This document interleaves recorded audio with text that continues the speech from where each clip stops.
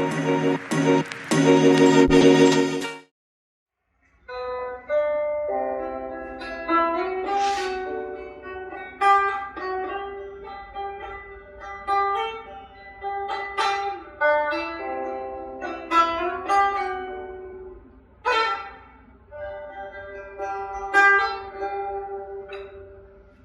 dia penampilan musik Sape. Buat Sobat Satya, Direct Moment Lovers dan Oprah Iklim, Deli Sape.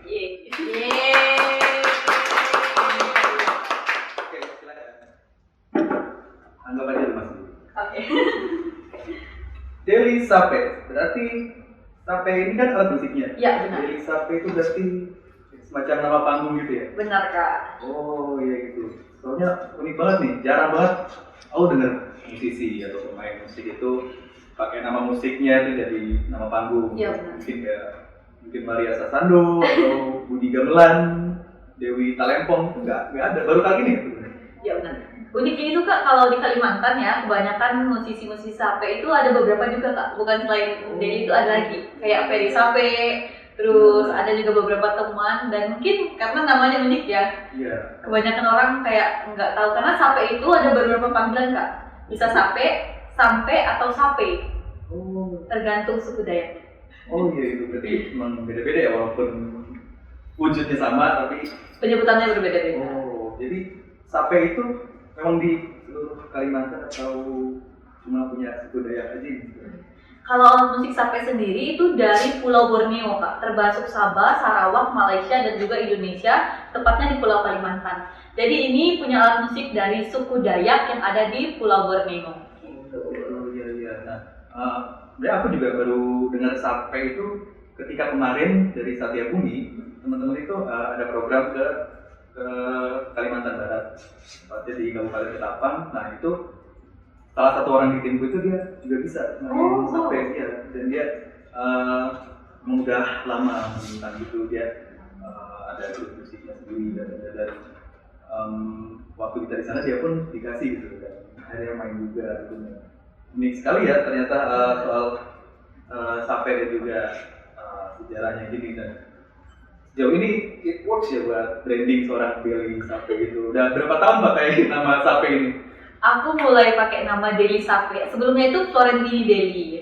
Itu yang di nama Instagram sama YouTube ya. Terus pakai Deli Sape itu semenjak dari SMA, 5 tahunan lah, Kak. Karena kan kebanyakan orang-orang tuh mengenal aku cewek bermain Sape. Karena kebetulan kalau cewek itu jarang banget, Kak. Bermain musik Sape jarang banget. Langka, bisa dikatain langka lah. Oh, berarti spesial gitu ya? Iya, mungkin bisa dikatakan spesial. Berarti sebelum-sebelumnya pemain Sape perempuan tuh banyak atau? Sedikit banget. Bisa dihitung kalau di Kalimantan Barat tuh mungkin ada beberapa orang aja sih, Kak. Iya, yang tertarik untuk belajar gitu. Tapi puji Tuhan sekarang udah banyak perempuan-perempuan tuh yang mungkin termotivasi gitu ya, melihat sekarang Sape ini kayak udah bisa dikolaborasikan dengan musik-musik modern gitu. Betul. Iya. Oh iya benar. Bagus banget berarti udah semakin berkembang gitu. Iya betul. Kalau Kak Dewi sendiri belajar Sape sejak umur berapa? Aku belajar Sape itu baru 5 tahun sih, Kak, sebenarnya. Karena kebetulan kalau Sape ini kan dia dari suku Dayak Kenya sama Kayan. Sedangkan Deli itu dari suku Dayak Simpangkualan yang notabene itu bukan alat musik tradisional suku Dayak aku. Tetapi karena sedikitnya perempuan yang tertarik untuk belajar alat musik Sape ini, ya udah kayak mutusin kayaknya pengen nyoba deh gitu. Pas nyoba buat video viral, tapi di lingkup Kalimantan ya. Iya. Luar biasa, berarti semenjak itu jadi semakin menekuni dong. Iya benar. Dan akhirnya rebranding diri menjadi Deli Sape. Nah, berarti udah manggung kemana-mana, udah banyak undangan gitu atau? Puji Tuhan untuk undangan sih ada beberapa ya, kayak kemarin juga ke Bali ikut yang ASEAN, lalu juga ke Sumba dan ikut acara-acara kementerian di Kemendikbud, Kemenpar, dan ada beberapa lagi. Termasuk di sini. Iya benar. Nah, bicara soal Kalimantan, kemarin itu Satya Bumi sempat kita main ke Ketapang. Itu daerahnya Kak Dewi. Kabupaten aku. Oh gitu. Dan kebetulan besok aku ke Ketapang. Oh iya. Balik ke Kalimantan. Oh oke. Nah, dari sana? Aku Simpang Hulu, Pak, Kecamatan Simpang Hulu. Panggul. Desa kampungnya namanya Taha. Nah, Mungkin nggak tahu ya. baru dengar. Nah, kalau Sate Bumi Mare itu kita punya program di Kuala Gilir. Itu sebelah mana tahu nggak? Ujung kampungku sih. Dia masuk dalam kan? Iya benar. Iya, benar. Aksesnya luar biasa itu, hanya motor-motor tangguh yang bisa. Benar. melalui. Kalau di desa Kak Juli, Aku kebetulan udah di Jalan Trans Kalimantan yang menghubungkan antara Kalimantan Tengah sama Kalimantan Barat sih. itu kurang begitu hafal sih, cuman seingatku dari Balai Bekuat itu masuk kalau ke Iya, ke dalamnya. Ya, tempat sana. Benar. berarti dari Pontianak itu sekitar berapa jam? 5 jam ke kampungku. Lumayan. Termasuk jauh atau Jauh sih. jauh ya. Oke. Nah, dari Satya Bumi kemarin itu pengalaman luar biasa kan itu di Kalimantan. Wow. Kebetulan aku pertama kali ke Kalimantan dan ke Kalimantan Barat. Di desa itu tuh kita nggak ada sinyal. Itu berarti tanah kuning, Kak, pakai motornya tanah kuning. Betul sekali. Yang jalannya tuh, Betul. wih, keren banget. Ya seperti itulah. Dan kebetulan untungnya warga-warga itu mereka karena udah terbiasa di sana gitu juga. Mereka sudah menguasai medan. Jadi ketika kita butuh jalan kemana mereka yang bawa motornya. Kakak nggak berani bawa motor? Berani. Wah. Karena ya tanah kuning, apalagi kalau itu udah kehujanan, basah. Celana tuh sampai kotor. Waktu itu tim dari berapa orang? Kita waktu itu berlima, enam. Dari Sate Bumi kebetulan aku sendiri yang terakhir itu. Terus ada dari Lingkar Borneo, terus ada lagi dari LBH Pontianak sana, yang juga dari Wali Kalbar. Nah itu kita beberapa hari kita di sana, dan banyak banget yang bisa diingat itu. Salah satunya Wah iya benar banget durian Kalimantan. khas banget. Iya khas banget. Dan sekarang masih musim untuk jatuh yang kedua kalinya. Jadi kalau pas aku pulang masih musim durian. Wah, bisa dibawa ke Jakarta lagi tuh ya. Iya sih. Soalnya aku yang biasa makan durian tuh cuma kuat paling 4-5 biji. Iya. Tapi di sana 12. Wow. Karena enak ya. Enak banget. Terus juga olahannya bisa jadi lupa namanya tempoyak. Oh tempoyak. Tempoyak. Tempia kalau bahasa Dayaknya. Tempia. Iya itu. Iya. Bedanya? Bahasa penyebutannya aja sih Kak. Iya. Oh iya. Itu berarti dari dagingnya. Durian fermentasi, jadi dagingnya aja yang diambil. Sebenarnya kalau bijinya bisa direbus dan dimakan juga sih, atau digoreng gitu. Biasa sekali ya pengalaman di Kalimantan Barat terutama ya. Dan aku juga baru tahu nih ternyata suku Dayak itu bermacam-macam ya. Iya benar. Ada 403-an suku Dayak itu yang terdaftar di pemerintah ya. Ada juga mungkin yang di pedalaman yang nggak terjamah gitu kan. Dan di sana aku ketemu suku Dayak Kuala Gilir itu, tempat bertemu dengan ketua adatnya juga di dusun Layang namanya. Oh iya ya tahu. Layang, dan itu akses dari dusunnya aku tempat aku nginap itu harus melalui sungai. Oh naik perahu ya Kak? Benar, Itu seru banget. Motornya harus naik ke perahu, jadi harus jaga keseimbangan itu. Seru banget. Seru sih, gimana kan? Menantang ya. Begitu pulangnya juga malam-malam itu Pakai senter. senternya harus Di kepala. Iya benar harus. Jadi setiap warga kayaknya udah punya senter. Iya benar. Seru juga di sana ya, punya pengalaman seperti itu. Nah terus di wilayah itu yang kulihat sana ya, kental banget masih. Iya budaya sama. Salah satu ritual yang aku baru tahu itu ada namanya prosesi mandor. Mandor itu katanya semacam menancapkan pagar di area kawasan waktu itu perkebunan mereka itu ya. Jadi singkat cerita di sana mereka sedang berkonflik dengan salah satu perusahaan. Nah sebelum masalah itu selesai, pihak perusahaan itu tidak boleh merubuhkan si mandor itu. Kalau Kak Dwi tahu? Kayaknya kalau bahasa Dayak tuh ponti namanya. Iya, dia kayak kampung gitu ya? Atau kayak pagar ya? pagar. Karena dia banyak jenisnya. Ada yang kayak pagar, ada yang kayak patung dikasih mangkok merah. Nah itu kalau misalnya mangkok merah berarti tanda perlawanan, perperangan kayak pakai senjata gitu. Ada artinya sih. Iya, waktu itu lebih ke pagar sih, dan salah satunya mereka menjadikan macam sesajen terus makanan-makanan unik banget gitu. Aku baru pertama kali tahu. Dan kalau di suku Dewi sendiri mungkin ada prosesi ritual atau apa yang belum banyak diketahui orang gitu. Mungkin untuk prosesinya kalau yang agak mirip ya untuk berkaitan dengan lingkungan atau alam yang kita pakai, salah satunya kalau kita mau diriin rumah itu kita harus izin dulu sama pemilik tanah. Nah dalam arti pemilik tanah ini namanya Nek Duarta atau Tuhan kita gitu yang menjaga di kawasan itu. Jadi kita minta izin kepada orang yang pemiliknya, walaupun dalam hukum itu kita sebagai manusia pemiliknya ya, tapi kan dalam kepercayaan kami itu ada leluhur kami yang menjaganya. Jadi kami membuat ritual dulu sebelum penangkapan itu gitu. Oh iya, ya, itu juga diceritakan kalau leluhurnya itu menyatu dengan alam. Benar banget.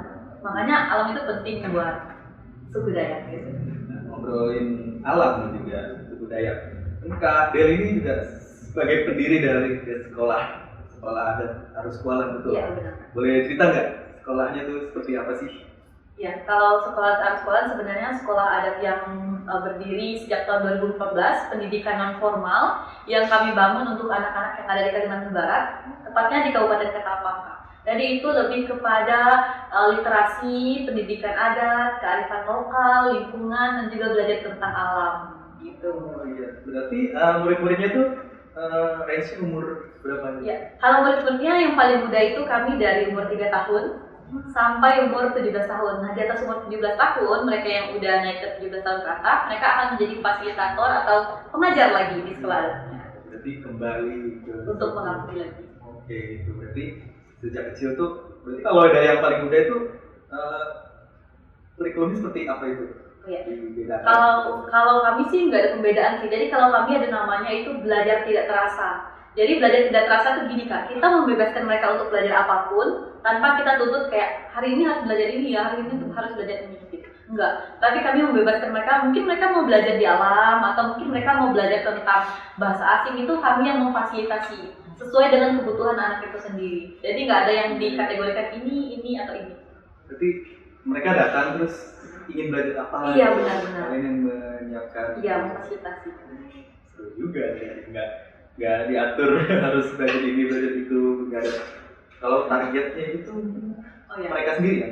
Kalau targetnya itu dari sekolah kami lebih ke ingin mengajak generasi muda, khususnya generasi muda adat untuk membawa kembali kearifan lokal yang kami miliki. Karena kalau kita lihat sekarang kan Kak, di era modernisasi sekarang ini, kearifan lokal dan juga pengetahuan adat kami itu mulai tergerus. Nah di situ peran sekolah adat ini untuk membantu menyelamatkan adik-adik kami ini yang mungkin mereka itu pendidikan modernnya lebih tinggi, sedangkan pendidikan tradisionalnya itu mulai menurun. Jadi kami ingin menyamaratakan antara dua pendidikan itu gitu. Oh berarti di antara mereka juga masih banyak yang bersekolah? Oh iya, semua rata-rata bersekolah formal. Itu berarti sekolah adat ini sore hari? Iya, setelah mereka pulang dari sekolah formal, nanti mereka akan datang ke rumah kami. Kebetulan base-nya di rumah kami untuk belajar sekolah adat. Nah itu dari selama menjalankan sekolah adat ini, ada cerita-cerita unik gak, atau cerita konyol mungkin, atau cerita menginspirasi dari beberapa murid gitu? Kalau cerita menginspirasi atau menyentuh hati mungkin ada ya Kak, karena itu berdirinya 2014, aku itu baru kelas 6 SD Kak, BTW. Oh oke. Iya. Jadi ada cerita, kalau anak-anak itu di sekolah adatku, kalau setiap sore kan mereka kayak ke rumah kami aja untuk main, untuk belajar. Jadi nggak ada yang hari Senin, Selasa, Rabu itu nggak dipatokin buat hari apa aja datang, boleh setiap hari. Nah mereka kalau datang itu bawa sayur Kak. Kebetulan kalau di sana kan hutannya masih banyak. Nah itu mereka ngambil pakis di belakang rumah, ngambil buah mentimun, terus ngambil buah-buah hutan, terus nanti dibawa ke sekolah adat, nanti kami makan bersama. Jadi ada yang namanya kebersamaannya tuh kerasa gitu. Itu namanya belajar tidak terasa. Jadi kita merasakan semuanya itu ya tidak terasa, kayak biasa aja gitu. Jadi mereka juga secara nggak langsung membawa hasil hutan itu juga. Iya, tapi secukupnya, bukan berlebihan. Benar sekali. Nah, dari pengalaman gitu dari 2014 gitu. Iya benar. Dalam itu kan salah satu upaya melestarikan adat terutama adat Dayak ya. Melestarikan adat itu untuk generasi muda. Nah, itu kan berarti masuk ke dalam apa yang kita sebut kampanye gitu. Nah, kampanye yang Diri lakukan soal masyarakat adat, pendidikan, terutama lingkungan juga, budaya, tradisi dan semacamnya itu ada nggak sih tantangan terbesar dalam melakukan itu? Mungkin tantangan terbesar selama ini yang kami rasakan di sekolah adat sekolah itu lebih kepada akses-akses untuk kami belajar, Kak. Dalam arti seperti ini, banyak sekarang hutan-hutan kami itu yang tergerus, hutan-hutan kami itu yang dirampas, hutan-hutan kami yang dibabat. Sedangkan di sekolah adat sekolah kami percaya hutan itu adalah perpustakaan terbuka kami. Jadi kalau hutan kami nggak ada, kami di sekolah adat nggak bisa belajar. Mau belajar kemana? Iya, itu salah satu tantangan yang terbesar sih.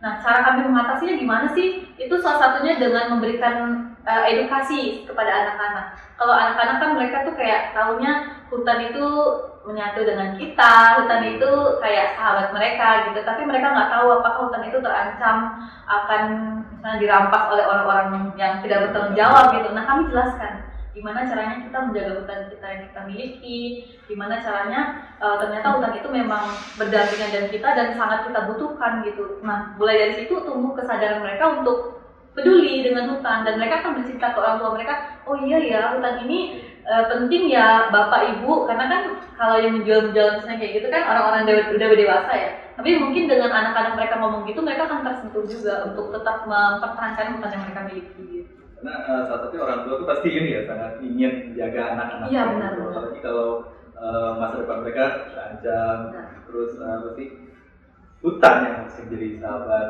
buat anak-anak mereka justru malah hilang dan justru disampaikannya itu nggak langsung ke orang tuanya ya, justru dari anak-anaknya yang.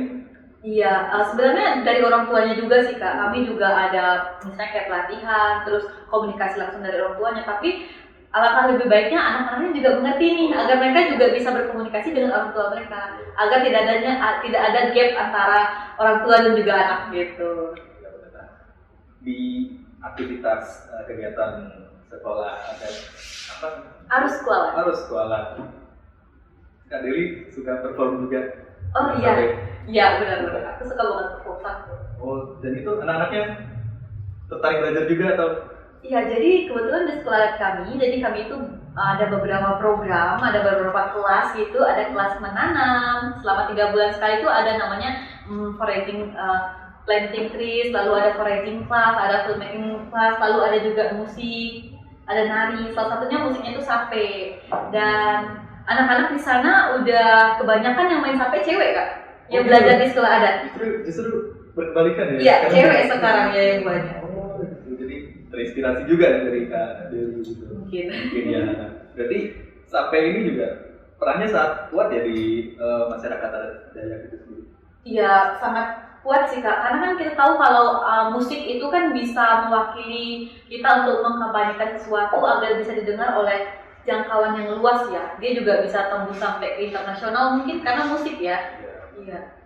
Orang suka dengan musik. Benar. Apalagi melihat yang unik. Ini bahannya apa ya kalau kita? Kalau ini dari kayu adau, ya dia ada beberapa kayu, nggak semua kayu Kak yang ada di sana yang bisa dijadikan sape. Apalagi Kakak tahu kayu belian nggak? Enggak. Kayu besi, nah itu nggak bisa, nanti nggak bisa diangkat karena berat. Iya, jadi ada beberapa jenis kayu tertentu dan itu kualitasnya beda-beda ya? Benar. Yang paling bagus itu kayu cempedak. Iya, seperti kan itu kayu cempedak bagus. Kenapa bisa? Mungkin lebih ke ini ya, dia menangkap suara karena kan di tengahnya ada bolongan. Nah nanti boleh dilihatin ya. Iya. Nah dia menangkap suaranya mungkin lebih lebih bulat gitu. Jadi tergantung kayunya. Dan ini juga kayu yang punya aku ini termasuk bagus ya. Dan nggak terlalu berat kan? Ya 2 kiloan lah. Lumayan olahraga. Jadi sapenya ini sendiri cukup berhasil buat mencoba mengkampanyekan melestarikan budaya dari Dayak itu sendiri.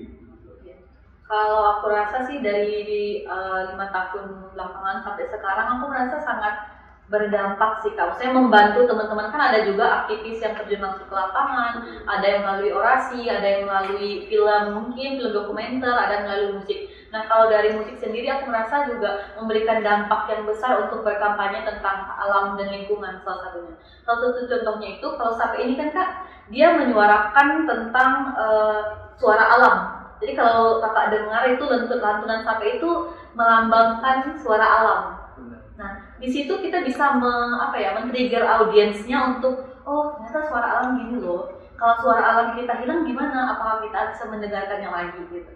Dari situ bisa menumbuhkan rasa empati orang, rasa kepedulian orang terhadap lingkungan alam yang khususnya orang Dayak miliki. Ya benar sih, kalau dengar suara-suara itu, apalagi kalau dikemas dalam konten belakangnya ada hutan, itu sangat ini ya sangat tersentuh banget. Bisa dipakai untuk healing music Kak. Jadi kalau teman-teman lagi galau, wah ini cocok nih buka alat musik Sape. Apa habis di ghosting nih? Ayo, dengarkan. Cocok banget. Iya. Untuk sekolah adat ini, sekolah adat Sekolah. Berarti di Desa Balai Pinang, Kecamatan Sipang Hulu, Kabupaten Ketapang, Kalimantan Barat.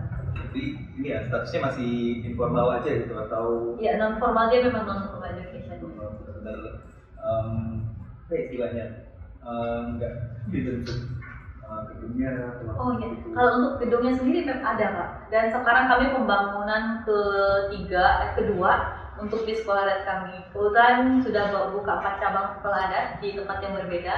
Jadi kami juga bangun sekolahnya, tapi secara bangunannya tradisional yang buat anak-anak tuh nyaman gitu. Bukan yang kayak sekolah formal ya, tapi lebih ke yang alam gitu. Berarti ini ya, langsung berbatasan dengan kebun. Iya benar, sampingnya hutan, air, sungai gitu. Healing guys. Iya benar, healing. Di samping sungai, mendengarkan Sape. Wah. Mari datang ke Kalimantan. Ayo visit Kalbar. Memang ini ya, kalau aku kemarin ke Kalbar sampai sana wah udaranya. Iya. Jadi udara aja udah beda sama Jakarta. Benar-benar. Kalau bisa dikantongin, kantongin boleh. Nafas dari sana banyak-banyak nafas. Alam istilahnya gitu kalau aku nyebutnya ya. Iya. Nah, kalau buat kita sebagai masyarakat biasa dengan masyarakat awam sebagai pendengar, audiens yang ada di mana-mana buat tahun ini pendengar. Bisa nggak teman-teman kayak kita ini ngasih dukungan gitu buat sekolah adatnya itu? Mungkin untuk dukungan bisa banget sih Kak. Kalau di sekolah itu bisa banget. Salah satu contohnya teman-teman bisa berkolaborasi, mungkin teman-teman yang aktivis lingkungan atau ada yang dosen, guru ataupun teman-teman yang filmmaker bisa berkolaborasi dengan kami untuk menjadi fasilitator ataupun memberikan motivasi, inspirasi untuk anak-anak di sana. Caranya lebih membuka wawasan mereka gitu. Jadi kolaborasinya banyak bentuknya. Nah ini kalau untuk kolaborasi di sekolah itu juga tergantung kebutuhan. Misalnya dari sekolah ini mungkin mereka lebih fokusnya ingin mengembangkan UMKM-nya, atau dari sini ingin mengembangkan produk filmnya. Itu teman-teman filmmaker bisa tuh mengajarkan gimana cara membuat film yang baik gitu. Bisa banget untuk terbuka untuk berkolaborasi. Berarti memang sudah banyak peminatannya gitu ya? Udah. Iya, untuk sekarang sih udah banyak sih Kak. Jadi terbuka doang untuk kerjasama. Benar terbuka sekali. Apalagi kalau teman-teman sekolah itu antusias gitu. Iya, anak-anak sangat antusias, apalagi kalau ada orang luar Kak. Kan kebanyakan dari kami itu yang datang teman-teman dari luar negeri, ada beberapa juga yang datang untuk belajar dan mengajar.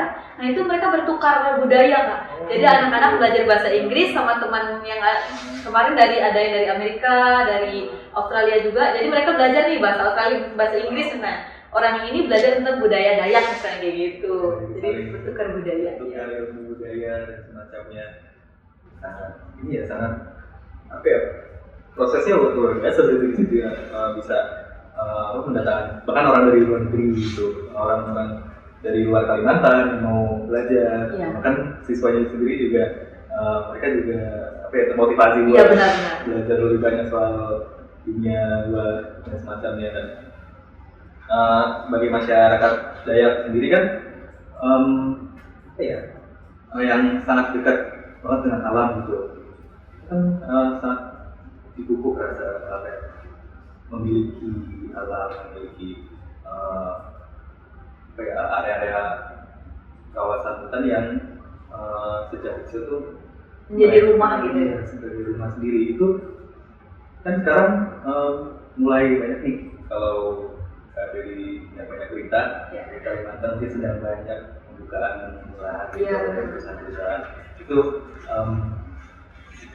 gimana sih kabar-kabar itu mulai berdampak atau mungkin di desa sekolah adatnya itu ada juga itu gimana tuh? Kalau di tempat aku itu memang ada juga sih Kak pembukaan lahan khususnya untuk sawit ya. Yang sawit itu sangat menyedihkan sekali sebenarnya. Kalau kita lihat dari sisi masyarakatnya itu sendiri memang mungkin lebih ke perekonomian mereka ya. Makanya ini salah satu PR bagi kami anak-anak daerah untuk gimana kami bisa membuka lapangan pekerjaan mungkin ataupun memberikan apa ya semacam training kepada ibu-ibu yang di sana mungkin yang bisa menganyam kita bantu untuk belajar menganyam lalu dijual gitu. Jadi pekerjaan mereka itu tidak hanya di lahan sawit gitu. Nah untuk lahan itu sendiri sebenarnya memang sangat berdampak kepada orang-orang yang lahannya itu terjual gitu Pak. Nah itu juga salah satu anak di sekolah kami kan ada juga orang tuanya yang lahannya itu tergusur oleh perusahaannya gitu. Itu sedih sih Kak, karena mereka harus memperjuangkan apa yang hak mereka itu, sedangkan kita itu berlawanan dengan tahu lah ya orang-orang yang sangat kuat gitu. Jadi itu salah satu yang membuat kami sangat sedih. Ya, aku sempat dengar cerita bahwa kalau orang Dayak itu emang ini ya mereka selalu punya tanah untuk dipertahankan gitu. Iya, benar-benar. Secara turun-temurun tuh emang udah itu hak mereka gitu, udah punya kepemilikan sendiri dan ya begitu perusahaan datang terus ingin membeli kan mereka yang mungkin yang apa ya istilahnya kurang tahu, kurang konflik sosial karena perusahaan ini mereka jadi mungkin lebih mudah untuk benar-benar Kak, iya benar-benar. Makanya diperlukannya edukasi ya tentang bagaimana hutan ini tuh sebenarnya sangat penting dan juga untuk apa ya naungan hukumnya sih Kak. Karena orang-orang di kampung kan ya mereka taunya kalau misalnya ini disewa atau dijual mereka akan dapat apa ya namanya itu plasma ya, yang kayak ya sejenis uang dari perusahaan gitu. Nah mereka tuh kayak teriming-iming dengan itu.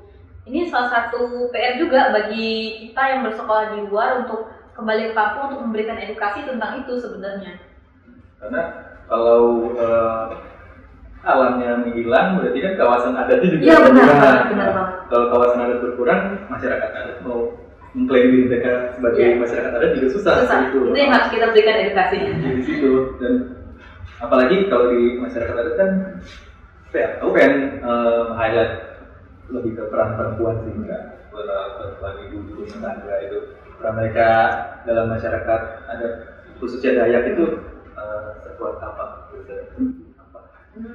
Kalau untuk perempuannya itu sendiri ya, kalau untuk di suku Dayak aku sendiri, suku Dayak Simpang Palen, kalau perempuannya kebanyakan ya jadi ibu rumah tangga, terus mereka juga teladan, lalu mereka ada juga sebagian yang bekerja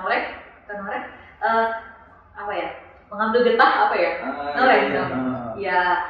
Terus untuk perannya sendiri, kalau untuk ritual itu mereka juga dilibatkan tau gak? Salah satu contohnya kalau misalnya kan kalau suaminya itu yang jadi boren itu tabib.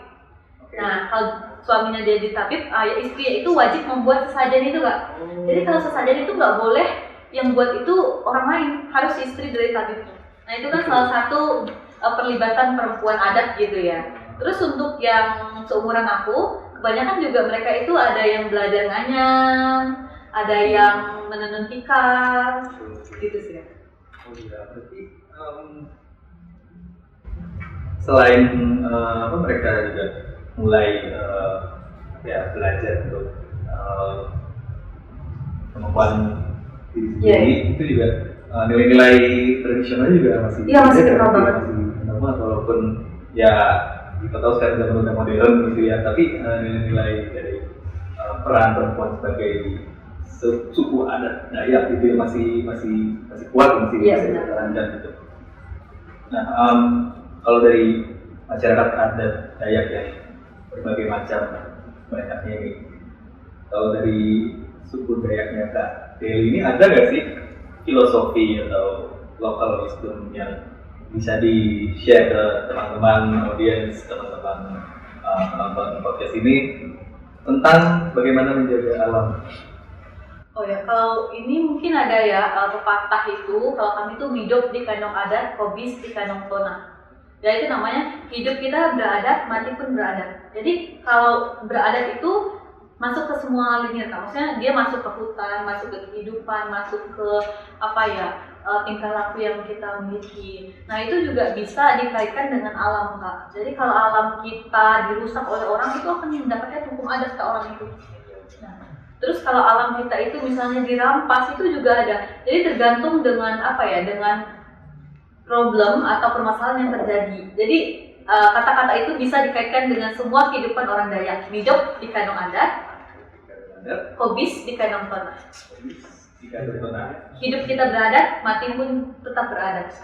Iya gitu.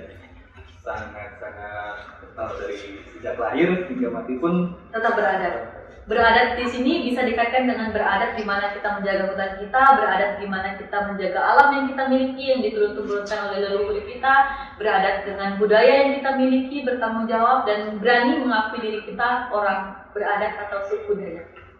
Biasa sebuah perjuangan yang bisa dirasakan dan juga bisa diaplikasikan ke kehidupan sehari-hari bahwa masyarakat adat Dayak tuh berjuang untuk tanah mereka, untuk alam mereka yang mana itu sudah turun-temurun selama berbagai generasi dan memang yang namanya Dayak pasti ada alamnya. Iya benar. Aku boleh cerita sedikit nggak sih? Boleh. Jadi gini Kak, kalau orang suku Dayak itu dia sangat identik sekali dengan alam. Jadi alam itu seperti ibu mereka. Apapun yang mereka inginkan, apapun yang mereka butuhkan, semuanya ada di alam. Tetapi orang Dayak itu sendiri, mereka hanya mengambil secukupnya. Jadi kalau kami bisa mengatakan bahwa alam atau hutan kami adalah minimarket gratis.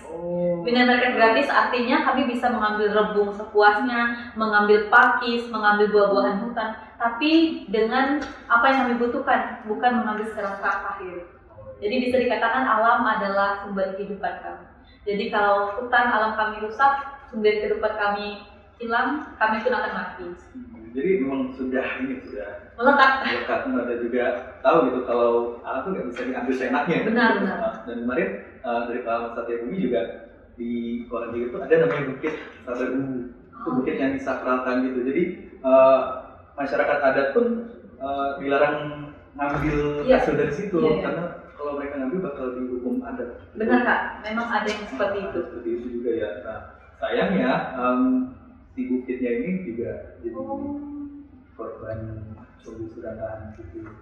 Jadi harusnya dijaga dengan asli dan juga milik masyarakat adat itu sendiri, justru malah pihak luar yang semena-mena. Itu bisa dikatakan hutan adat sih Kak. Jadi dia ketika itu dirusak oleh orang lain itu hukumnya sangat besar banget secara hukum adat ya. Jadi bisa jadi leluhur dari alam yang akan membalas. Iya, betul banget. Catat perusahaan. Untuk selanjutnya mungkin Kak Deli ada jadwal untuk perform gitu di mana ada jadwal? Kebetulan besok jam 5 pagi aku itu balik ke Kalimantan karena tanggal 17 di sekolah kami akan melakukan syuting untuk film dokumenter alat sekolah bersama Kemendikbud. Jadi teman-teman dari Kementerian Pendidikan, Ristek dan Kebudayaan itu akan datang ke Kalimantan Barat, tepatnya di sekolah adat karena puji Tuhan sekolah adat menjadi salah satu sekolah adat yang terpilih mewakili Pulau Kalimantan. Mewakili Kalimantan. Ada satu lagi tapi salah satunya sekolah adat kami. Berarti akan dibuat dalam bentuk benar. Perjalanan dari sekolah dari 2014 sampai sekarang. Patut ditunggu, catat tanggalnya. Tapi belum tahu ya kapan ya. Mungkin segitu dulu ya ngobrol-ngobrol kali ini. Mungkin kita bisa lanjut lain waktu, di mana, main sampai bareng. Iya. atau ke kampungku, ke sekolah Kak. Betul. Ditunggu ya. Oke, mungkin segitu dulu. Udah mulai kehausan. Buat Sobat Satya, Eureka Women Lovers, Sobat Koplo Iklim, jangan lupa like, subscribe, dan komen.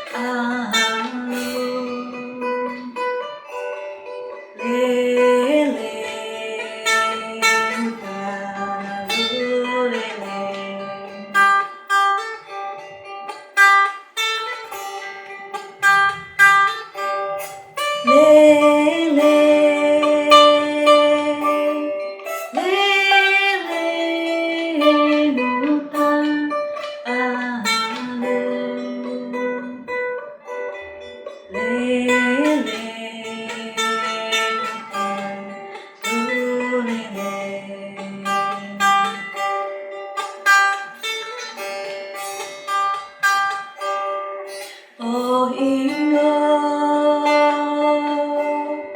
oh Ingo, oh Ingo, marilah nomoro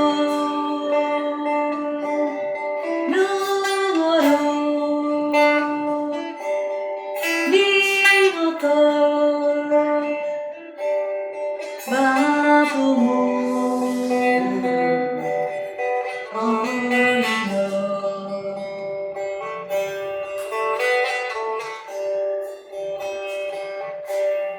Toronto, Toronto, Toronto, Janaga, Naona, Naucho, Naucho, Mansia.